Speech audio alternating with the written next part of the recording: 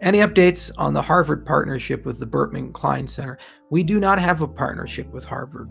It's very difficult, if possible at all, to have Harvard partner with you. You can give them money as a donation, and I believe the foundation did do that, or at the very least intended to do that.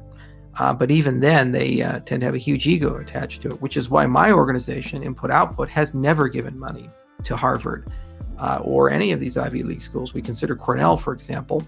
They told us to pound sand. Our money wasn't good enough for them. So we went and built the largest cryptocurrency research center in the world at University of Edinburgh, or at least in all of the UK. And by publication and citation volume, it's the most productive research center in the world for cryptocurrencies. And I believe by peer review, it's also the most productive. Cornell could have had that, but our money wasn't good enough for them. So it's difficult dealing with Ivy League schools. They don't need you because they have gigantic endowments. They have the prestige. They have feedstock of endless amounts of brilliant students, and they will always have great publication output. And when you go there, you just take a number, and then you deal with the bureaucracy, and then occasionally student politics turn against you, and then if you're labeled inconvenient, you get pushed out, no matter what you've accomplished and how many names you have on the buildings. So it's much, much, much, much, much better to build relationships and partnerships with tier 2 organizations that are hungry, up and coming, and want to build a brand and a reputation, because they're willing to work with you as a partner and realize that you are providing jobs for their students when they graduate, and they realize that you're providing publication opportunities for their students and professors so that they can get publications and sculpt the growth of an emerging industry and field. And so that's why we love, for example, working at the University of Wyoming. This is why we love working at the University of Athens, why we love working with Edinburgh. These are universities that we've never had administrative or bureaucratic problems with.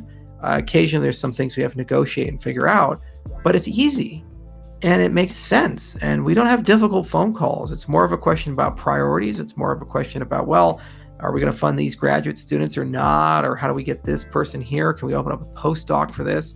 And then what value are we providing? It's like, well, we're hiring people, we're doing industrial research, we're bringing some of the brightest minds in the world to sit and work on some of the hardest problems. And a lot of cases, we do a lot of interinstitutional publications, like our game theory research is done out of Oxford. And that's directly collaborating with our people in Edinburgh. So it means the graduate students at that university get to work with people at Oxford. That's an amazing opportunity, and it's a rare opportunity for someone so young in their academic career to work on things that have real life value, be very meaningful, and to have these interinstitutional, interdisciplinary papers which have a high probability of being accepted for peer review. And all the research is open source and it's usable by the entire world. And oftentimes it's cited by everybody. Our Ouroboros paper, I think, cited more than 800 times.